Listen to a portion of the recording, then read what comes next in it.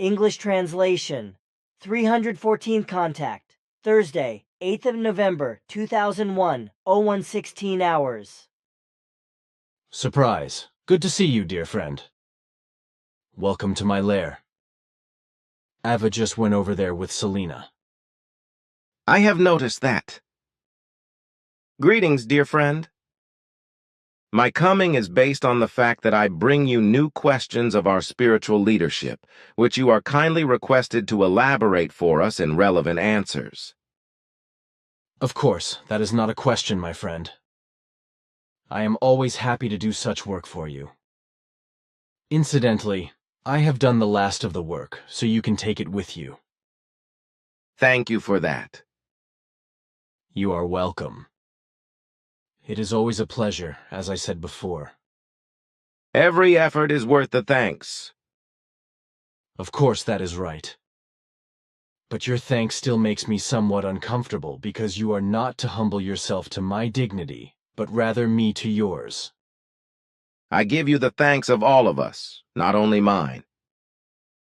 Besides, the greater part of the dignity is on your side. I also agree on this in the sense of our spiritual leadership. And this dignity refers not only to your spirit form, but also to your personality and to all the characteristics of your character, your form of thinking and feeling, and the virtues. This along with your love, your knowledge, and your wisdom. Now please make a point. Slowly my comb is swelling, and I am sure my face is already red. But your praise also makes me insecure and makes me worry that I will be attacked again and called megalomaniacal. My words are not praise, you should know that, but they are a clear, reasonable, and justified statement. But I am still embarrassed, so I want us to leave the palaver to this form. As you wish, but it is the truth.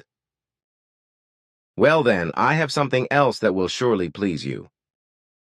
In a still unopened attic of my father Svath's estate, I have found further material which he has recorded for himself concerning your dictations, articles, and other written works. One of your works I will transmit to you when you write down our conversation. The little work is entitled Basic Rules of the Human Beings. Perhaps if you rework this one, of which there are 49, into a brochure and choose a different title, you could create something for your community from it. An appropriate title would be, for example, Basic Rules of the Figu. Aha, the title Basic Rules of the Human Being seems familiar. If I remember correctly, they are guidelines that I wrote down once, about 2 or 3 years before Svath left for good. The date of your writing is recorded as Saturday, the 3rd of February, 1951, when you just turned 14 years old and stayed for a day with your aunt, Martha Flückiger, in Regensdorf. Oh yes, now I remember. The whole thing came about through a conversation with my cousin Walter Flückiger. It is nice that this recording could still be found. This corresponds to the situation at that time, as my father's notes show. So far, I have only looked through a few data of the memory, but I have found that there are other records concerning your written works. Of course, I will gradually withdraw all of them and transmit them to you in the course of time. What do you mean? In our ongoing conversations, I will always weave in some of it. I see. You mean you bring something here and there or transmit something when writing the contact conversations? That is the meaning of my words. Good. What about Thursday? Who's going to do computer proofreading with Bernadette and me? This time it will be me again. Good. The whole thing is going great. We finished the first volume of the contact conversations. Next year we want to put it in print. In addition, on Monday I commissioned the book by Hans-Georg Lanzendorfer for printing. He calls it Secrets of a Parish Priest or something. This is good news, but Bernadette and you should be very careful that the Zeugenbuch is the next work to be published this year. It is a work in progress. I am pleased about that. Can I ask you one more thing about the euro, which is supposed to be a single currency? Of course. So it says that the euro is a single currency for the European Union. Nevertheless, I see it differently. Because as I have learned, there is not one single currency for the EU, but its different currencies. Because each EU country mints its own euro coins and prints its own euro banknotes. I do not think that this is the same as a single currency. Because a single currency would really have to be uniform, in the sense that there is only one form of euro, and not separate coins and notes from each EU country. That is right, because uniformity means that there must be uniformity in every respect, so that not every EU state can produce its own coins and notes, even if there is a uniform value description. A real single currency should only be determined by the European Union, but never differentiated by individual states. Did your ancestors know this problem too? That was the case, yes. But it was very quickly recognized that really only a global single currency was the right thing to do. In fact, our ancestors also knew the problem of money, but they solved it by a real and global single currency before all means of money were abolished. When the correctness of moneylessness was recognized and everything was transformed according to its benefit. Then another question. Are swinging waves of fear from animals, fish, and birds, etc. transferable to humans? With absolute certainty. Is this also the case when people eat meat from animals, fish, and birds, etc., that have been subjected to fear before or during killing? That too is of absolute certainty. Although I have asked before, I think it was with Quetzal. What is the nature of the intelligence test that is done on Earth by so-called professionals, like psychologists and so on? What do you think about it? Are these tests valuable and scientifically highly rated? They are pseudoscientific machinations which must be called nonsense and have no relevance to true intelligence. The so-called intelligence quotient, the IQ, as it is called by terrestrial human beings, can in no wise be associated with the true intelligence of a human being, but in any case can only be related to a good general or specialist knowledge, that is to say, in relation to a small or special field of knowledge and the like. But this need not be evidence of intelligence in any wise, for the aforementioned abilities can also be shown by geniuses without them having a high, great, or extraordinary intelligence. By genius, I assume you also mean what we call nerds, etc., no? That is the meaning of my words. But now, dear friend Edward, I must say goodbye. See you at the proofreading, then. Farewell. See you tonight. Basic rules of the Figu. 1. Every human being must ask for his or her own meaning of life, seek and find it, and want to use it to improve their life and work. 2. Every human being must be themselves and therefore also his or her own leader, who develops their own resounding ideas, pursues and realizes them. 3. Every human being must use his or her own rationality and intellect in such a wise that he or she demands the best and the most wholesome from themselves, forms themselves according to their own will, and obeys their own needs in their own free wise. 4. Every human being must form themselves in such a wise that they are always themselves, has his or her own intense experiences, never allows themselves to be enslaved or otherwise subjugated, and consequently maintains their personal inner and outer freedom in every respect, both in their thoughts and feelings and in their decisions, views, opinions, emotions and actions, etc. 5. Every human being must show the kindness and love necessary for himself or herself, and feel secure in themselves and be honest with themselves in such a wise that he or she is able to understand his or her own thoughts, feelings, emotions, actions, and etc. 6. Every human being must align his or her thoughts, ideas, wishes, needs and actions, etc. in such a wise that he or she feels capable of high goals, which, however, always correspond to the nature of their abilities and possibilities, and therefore should not be overstretched and not be raised too high. 7. Every human being should see and know themselves as they really are, so that they do not imagine themselves as an ideal world, because this is not possible for any human being due to the fact that everyone has to learn, and is therefore subject to mistakes and imperfections. So it is not possible for everything to be clear in the human being, for everything to be right, and for him or her to be better than the fellow human beings. 8. Every human being must always be fully aware that there are consciousness-based differences from one person to another, and consequently, not everyone can be as intelligent as the other. This does not, however, justify seeing one's fellow human beings as deluded and classifying them at a low level as human beings. Nor is it justified if one's fellow men are religiously or even sectarian prejudiced, for in spite of this, they too are human beings who, like all others, are subject to the natural and creational law-based matters of life and evolutionary learning. 9. Every human being should strive by his or her own efforts to shape and fulfill their existence and existential duties in every form of righteousness, honesty, rationality, and intentionality, etc., and indeed both in the material as well as in the consciousness-based, character-based, virtue-based, thought-feeling-based, as well as psychical areas.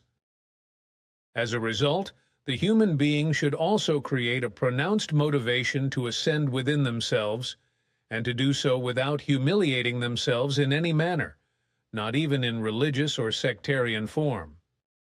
10. Every human being should not use his or her idealism for unworthy as well as unprovable and questionable things, but should direct their idealism specifically towards recognizing themselves in their true nature and bettering, completing and also realizing it externally, because the true nature is the very nature of that which is directed towards progress and success, and is consequently the origin of the shaping of the life.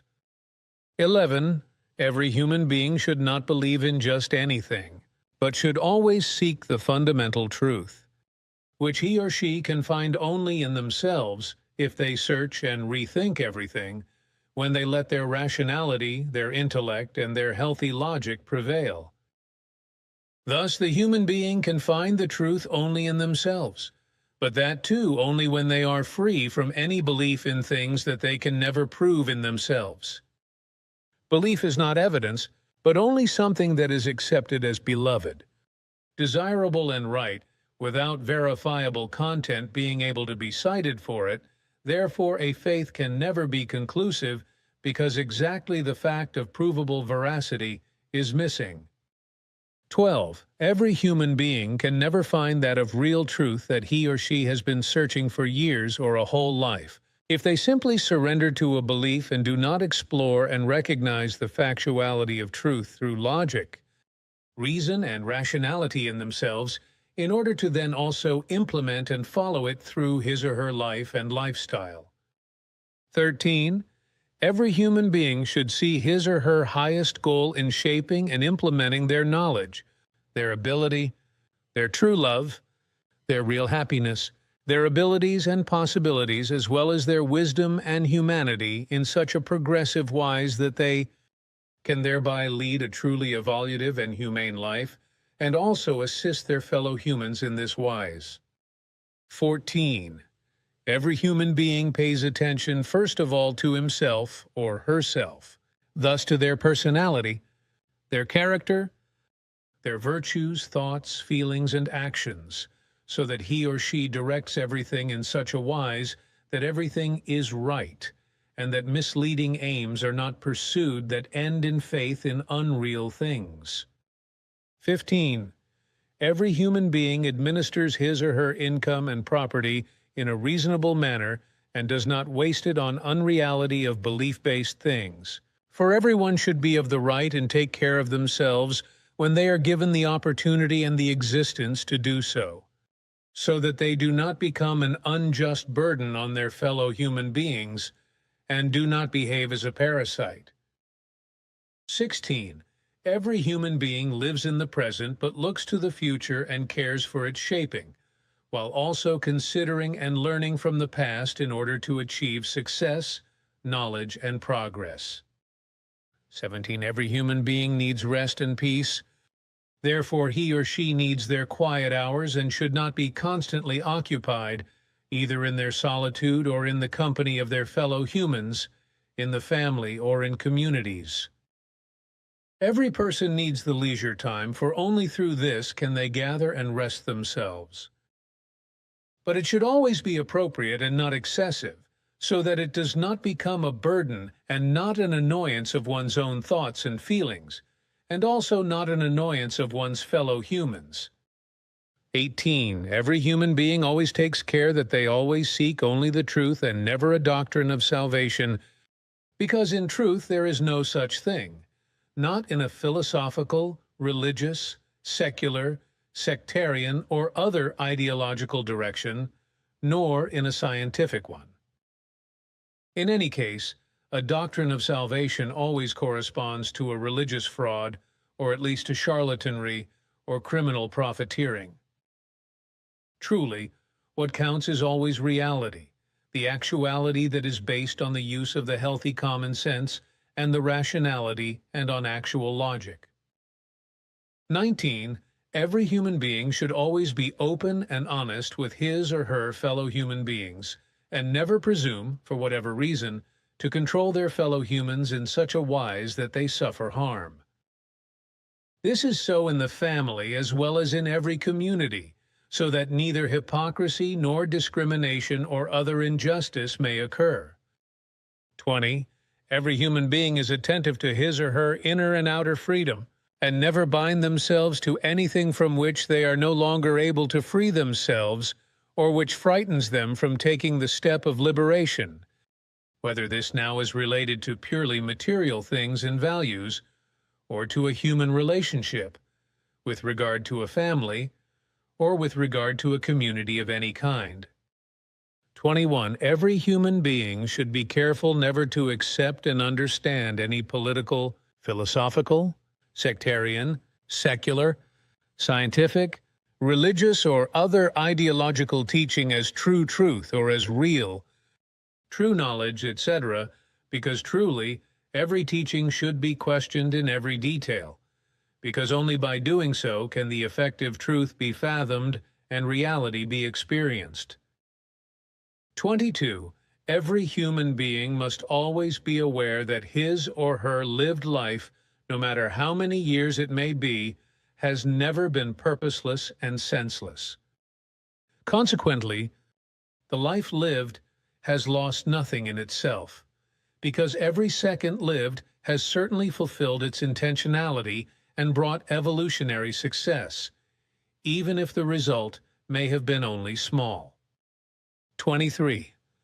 Every human being should always have a clear and rational sense and not expose themselves to constant influence by any teachings, which would deprive them of the opportunity of his or her own reflecting, brooding, fathoming, recognizing, and understanding. If the human being wants to deal with any things or with a teaching, they must always be mindful of the possibility of spending enough time to let their thoughts and feelings, their considerations and ideas, etc., play out, so that they can fathom everything and find the conclusions and the truth within themselves. 24. Everyone must be careful to cultivate interpersonal relationships, to devote themselves to family ties, friendships, comradeships, and acquaintances. Parents, brothers and sisters, friends, acquaintances, and the fellow human beings in general must always be a fountain of joy and peace, in a form of freedom that connects and expands in every wise. 25. Each person must always be concerned that life should give them a meaning and give them a feeling of security and protection. This must be expressed both in the company of fellow human beings and in one's own solitude. 26. Every human being must make his or her life so eventful that they find love, happiness, joy, peace, harmony, balance, and freedom in it. 27. Every person who wants to live according to reality must have and maintain a healthy self-esteem and self-confidence, because only through this can healthy, self-sustaining and progressive thoughts, feelings, and actions be expressed in relation to oneself. 28. Every human being should always and at all times behave in such a decent and virtuous manner, as well as with regard to his or her work and opinions, knowledge and education, that they are perceived and respected as a real human being, both in their immediate and wider surroundings. 29. Every human being lives his or her life in such a wise that after their passing away, there are still good memories of them, which let them live on posthumously in good thoughts. 30. Every human being lives in such a wise that his or her fellow human beings take part in their life and honor them in their thoughts and feelings. There may well be enemies who partake in evil modes of being, but they are forgiven, for not hatred, but peace and forgiveness should be the work of love. 31. Every person should feel embedded in the good community of fellow human beings, so that a communal experience of life may promote love, peace, and freedom, as well as harmony and individual happiness. 32. Every person is assiduous to such an extent that both intellectual and emotional, as well as spontaneous and sentimental loving, can develop in his or her life. Thus it is given that every human being finds new, good, joyful, and positive directions in life again and again, both spontaneously and well thought out in many respects. 33. Every human being strives throughout his or her life to fulfill this in every respect, such as learning and gathering knowledge, in the acquiring of wisdom, in the practicing of satisfying work, in the true love and harmony, as well as in being mindful of preserving peace and freedom. 34.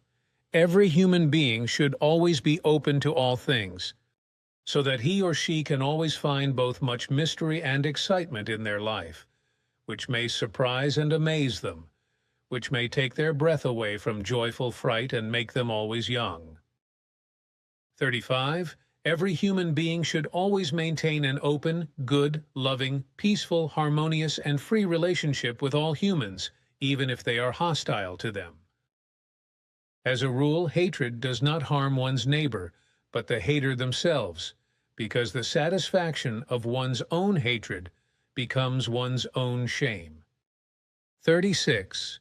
Every human being must always be open to questions about the meaning of life and human existence, and these questions must be a need for them to reflect, and also to talk about them with his or her fellow human beings, in order to gain the knowledge of the truth from them. 37. Every person must have the feeling and the certainty that what is important to him or her can also be communicated and explained to their fellow human beings, and that they will be shown understanding for it. 38. Every person must have the feeling and the certainty that what oppresses and burdens him or her is understood by their fellow human beings, and that they can expect useful advice or other help in return. 39. Every person should lead his or her life so openly that it is of benefit and useful in every positive form for themselves, as well as for their family, for their relationships, and for the community. 40. Every human being should be careful not to simply avoid problems and conflicts, but to seek solutions to them and to overcome them. 41. Every human being has the obligation to build up sufficient self-confidence and a healthy self-esteem to be able to face and master all tasks and difficulties that appear in life. 42. Every human being should always strive not to be upset by any tensions that appear in themselves or in others, not to feel uncomfortable, and not to become insecure. 43. Every human being should strive to shape all situations in life in a self-confident and thoughtful wise, if this opportunity is given to them. 44. Every human being should form themselves in such a wise that even through unclear, confused, and unpleasant situations, he or she does not fall into thoughts and feelings that are reflected in him or her. 45. Every human being must always be equipped to encounter thoughts and feelings of aversion in a relaxed manner, to deal with them correctly and not be at their mercy. 46. Every person should make an effort to communicate with his or her fellow human beings in order to express their own attitude and represent their own opinion or learning interests. 47. Every person should set goals in his or her life which they strive for and achieve with care, attention, interest, motivation, and self-confidence. 48. Every person must find his or her life worth living in every situation. 49. Every human being must always determine his or her behavior by themselves, but not through external circumstances, by fellow human beings, or by religions, sects, philosophies, sciences, or any ideologies. Regensdorf, ZH, Saturday, 3rd February 1951. 20:02 hours, Eduard, 14 years old.